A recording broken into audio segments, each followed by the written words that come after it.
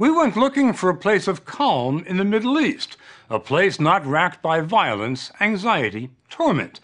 Not an easy mission these days, but we found one in the unlikeliest of spots, Israel's largest city, Tel Aviv, bordered on all sides by danger.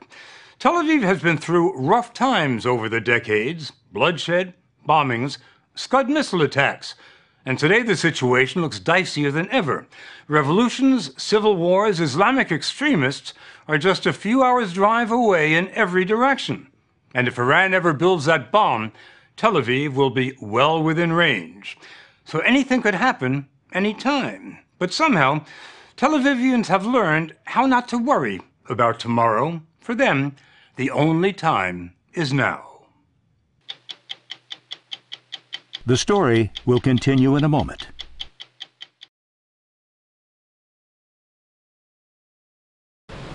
And the best place to spend now, 12 months a year, is the beach. You would be forgiven for thinking this is Miami on the Med, thousands of miles from the madness of the Middle East. This is an island of sanity in this country. An island of sanity. The island of sanity in this country. And in the Middle but East. The island is very big. Ron Huldai, who fought as a fighter pilot in 3 wars, has been mayor of Tel Aviv for 13 years. He just started a bike share program. If I look behind you, pointing to Gaza, there are hundreds of rockets, Katyushas, pointing at Tel Aviv. You look that way, there are thousands of missiles from Hezbollah pointing at Tel Aviv. How do you deal with that? This is our life. What else we can do? When you go out of your home in New York, you have the chance to get a car accident. Yeah, you have a chance to get a car accident, but you know that New Jersey doesn't have missiles pointing at you. But in life, there are a lot of risks. Always. Always. Iran today, Iraq yesterday. During the first Gulf War, Saddam Hussein rained Scuds on the city. Soon after that, the streets of Tel Aviv became killing zones as Palestinian suicide bombers blew up buses and cars and clubs. But the bombings didn't stop Tel Avivians from going to the beach by day and the bars by night. Arik Kneller lived through it all. Do you ever feel like you're dancing on the Titanic? Sometimes. Maybe part of the reasons people dance on the tables is because they really believe that tomorrow Tel Aviv is going to be attacked. And they really do live as if it's the last day of Pompeii. And they want to grab every second of it. And many do. There are more bars than synagogues in this city of the Jews. And remember, Tel Aviv is not that far from where Moses came down the hill with those commandments. Tel Aviv wasn't always a latter-day Sodom. 20 years ago, Tel Avivians were in the vanguard of the peace movement, cheering Israeli Prime Minister Yitzhak Rabin on as he shook hands with Palestinian leader Yasser Arafat at the White House. Negotiations began, but then stalled, so the activists went home and retreated into apathy. Years ago, people in Tel Aviv were passionately political. They're not anymore. What happened? They're tired. Part of it is that they're tired. People have said to me that they've become numb. Yeah. There's a feeling of stagnation in that sense. There's a feeling that there's not really hope. There's no political debate in Israel. There's no debate almost about anything. Gideon Levy is a columnist with one of Israel's leading newspapers. It's all about the next vacation, the next Jeep, the next restaurant. And the good life in Tel Aviv enables you to ignore the real questions. Is it bad taste to bring up politics at a dinner party? Absolutely. Why to spoil the party? Why to spoil the party, this ongoing party, with politics? Who needs it? When life is so beautiful, when life is so short, when women are so pretty and food is so tasty. And when the economy is booming. The recession passed Tel Aviv by. There's low unemployment. Everyone can afford the basics. But there are wide income gaps in what used to be a fairly egalitarian society. Property prices have soared. more than 70% in the last 3 years. Rentals are so high, it's said a starving artist doesn't even have a place to starve.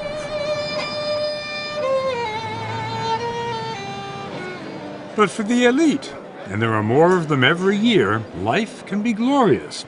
Wealth is rampant, and Yossi Wordi has it.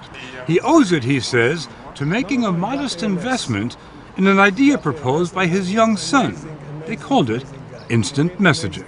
That was the foundation, wasn't it? It was early, it was pioneering, it was successful. Then, after 18 months, AOL came and bought the whole company. How much? According to the press, $407 million in 1996.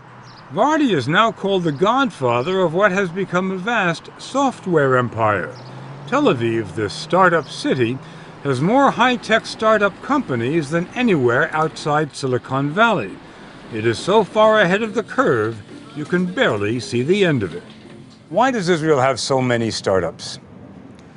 Well, some people say it's because of the military. Some people say it's because of the universities, the level of education. Some people say it's because of the level of technology. What do you say? I say it's a cultural phenomena, and the secret sauce behind it is the Jewish mother. Every startup kid here has a Jewish mother, which drive him crazy, which will push them and challenge them and inspire them. And inspire young people from all over Israel and the world to flock here for the good life. Lonely Planet, that hip travel magazine, has voted Tel Aviv the third hottest city in the world, complete with cops patrolling on roller skates and city officials giving interviews in places where American politicians wouldn't dare to be seen.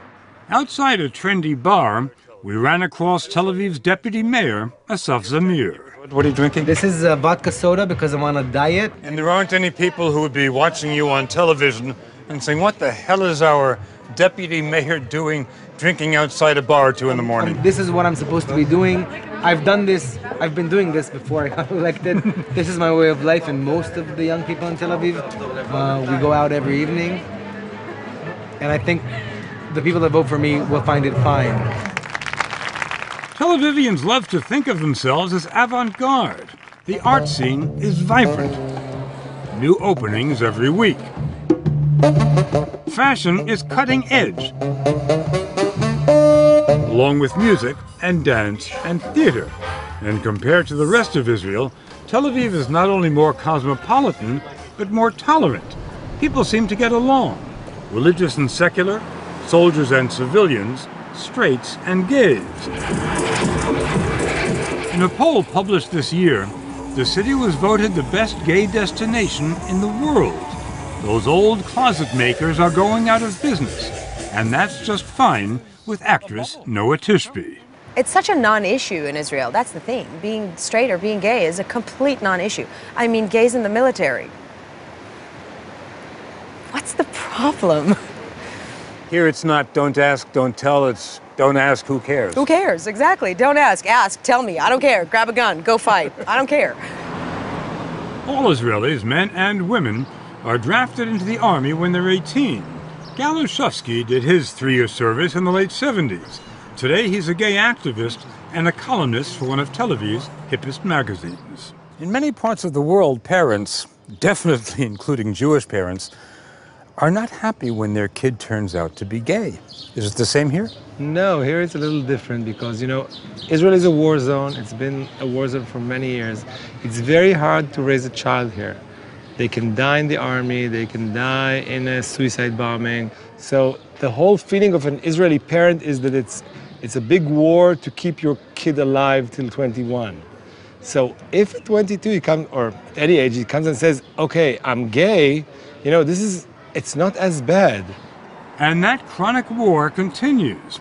The very week we were there in the bubble of safety that is Tel Aviv, less than an hour away, Palestinians and Israelis were going through their rituals on the occupied West Bank. Rituals which have been going on for decades and are as routine as a dinner and a dance downtown. Gideon Levy says that for Tel Avivians, the West Bank could be on another planet. They have no idea what's going on there. This is their dark backyard to which they will never go, to which they have no interest, about which they know so little. And Tel Avivians don't really care. Not only they don't care, they don't want to care. They really want to close their eyes. And Levy says they've succeeded. He's one of the very few Israeli civilians who has any contact with Palestinians, covers the West Bank for an Israeli newspaper. And every day, when he gets back to Tel Aviv from the occupied territories, that's when he's reminded that he lives in a bubble. Because this is what a bubble is about. The illusion of the moment, the life for the present and for the very, very short run future. It can work for a while until it will blow in our faces, and it will blow in our faces. For the most part, Tel Avivians have become fatalistic. Many feel there's just not much they can do about anything. The Arab Spring, Palestinians, a nuclear Iran. There's a lot of uncertainty now, of course, but that's all there's ever been, uncertainty. Do you ever worry that this will still be a home for your great-grandchildren? Look, I will not tell you that everybody is sitting here like an idiot, don't worry about the future. We have this damn conflict that I hope we will finish one day, and I hope we will do peace. But in the meantime, look what we created. You like it here? I don't like it here. I am addicted to this place. Not only like, I love it.